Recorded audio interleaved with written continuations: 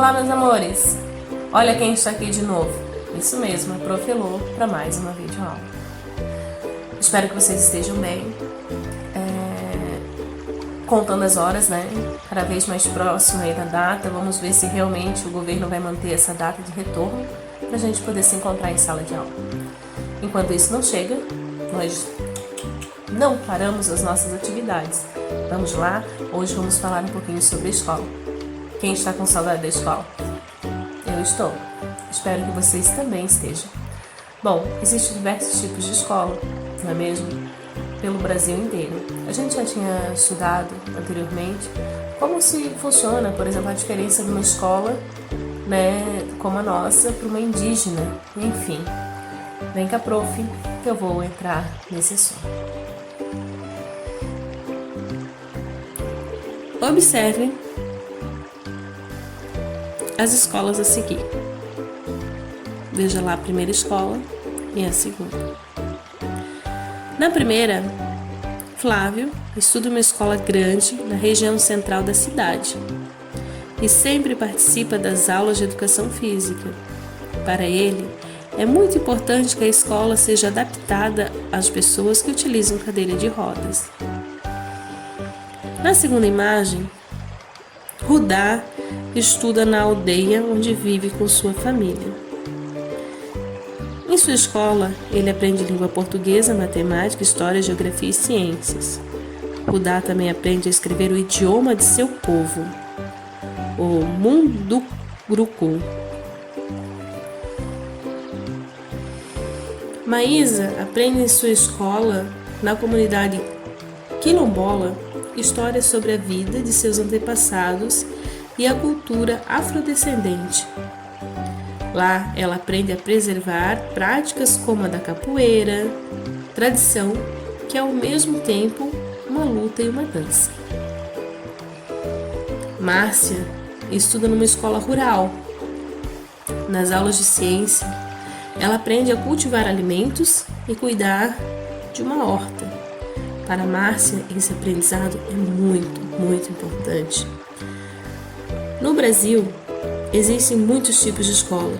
Em cada uma delas, os alunos aprendem assuntos variados, muitos relacionados ao seu cotidiano, o lugar onde vivem. É muito importante valorizar todos os tipos de escola e reconhecer essa diversidade que existe em nosso país. A escola é o local que frequentamos diariamente para aprender coisas novas, para brincar e conviver com os amigos e colegas. As escolas no Brasil são muito diferentes umas das outras.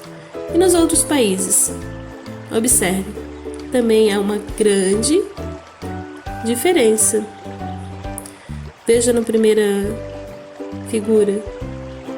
A escola tem carteiras.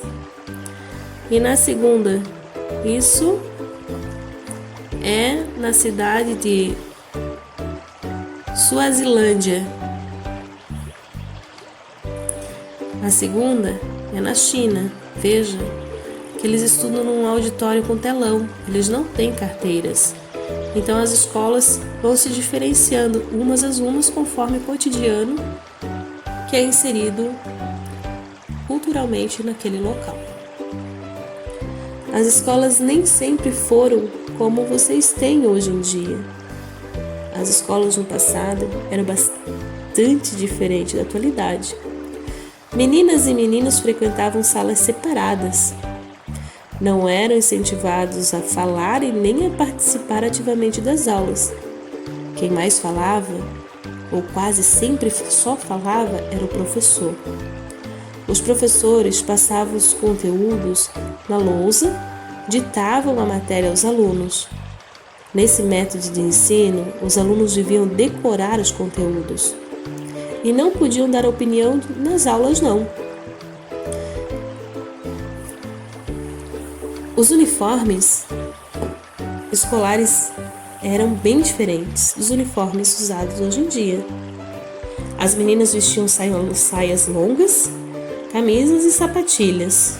Os meninos vestiam bermudas, camisas e sapatos.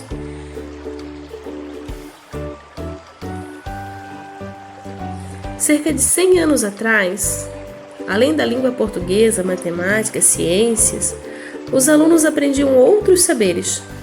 Por exemplo, as meninas aprendiam a costurar, a bordar, os meninos tinham aula de marcenaria e de mecânica. Havia também disciplinas que ensinavam os alunos a serem patriotas e valorizar os símbolos nacionais. Os materiais escolares também eram diferentes. Veja, a caneta tinteiro, bem diferente da nossa caneta, não é mesmo? As bolsas, as mochilas eram assim, bolsas de couro. E as carteiras eram essas inteirinhas, ó, grudadinhas, bem diferente das que vocês usam.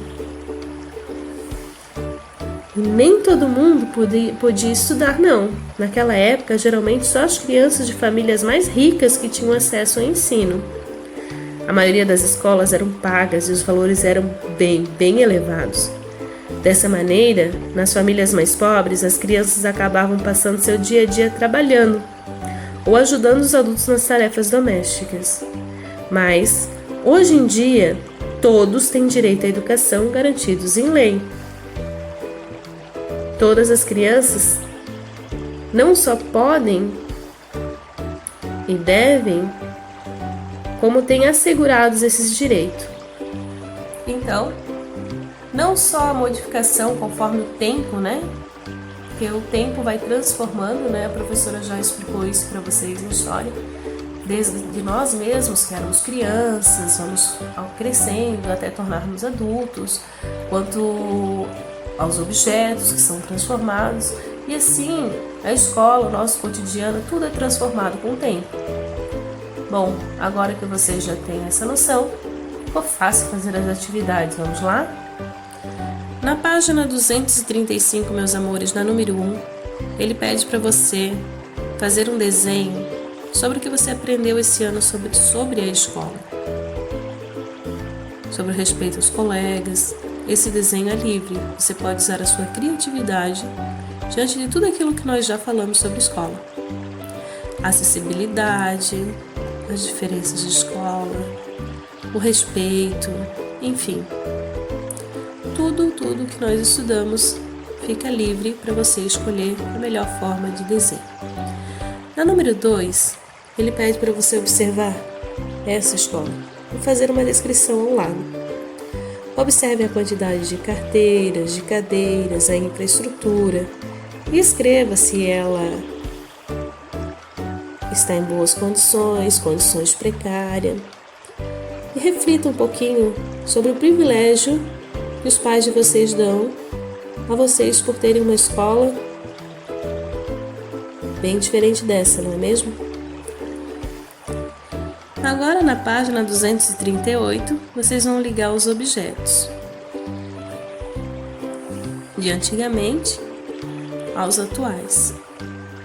Veja como eram,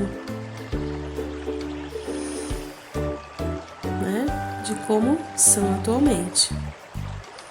Então, os cadernos, penal, uniforme, você vai ligar. Olha o penal como é hoje e como era, você vai ligar. O uniforme, olha como é hoje e como era, você vai ligar. E assim sucessivamente. Na número 2, diz o seguinte: leia o relato sobre a infância de Dona Jovina, que nasceu em 1897. Depois que você ler o texto, você vai fazer a interpretação e vai responder. Com que idade Dona Jovina entrou na escola? O texto vai trazer a resposta, ok? E você vai escrever. B. Qual é a aula que Dona Jovina descreve no relato? E C. Converse com seus pais, avós ou com uma pessoa mais velha que você conheça sobre o relato de Dona Jovina e pergunte como eram as aulas na época em que eles iam para a escola. Não precisa fazer um relato, ok? Ali diz para você contar, né? Não precisa fazer um relato, apenas converse para que você tenha ideia de tudo aquilo que nós estudamos, ok? E assim, meus amores, terminamos mais uma videoaula, mais uma semana. Fiquem com Deus, se cuidem, né? Não esqueçam de tomar todos os cuidados e precauções junto à família de vocês, para que tudo isso passe o quanto antes, tá certo? Um grande beijo, fiquem com Deus e até semana que vem.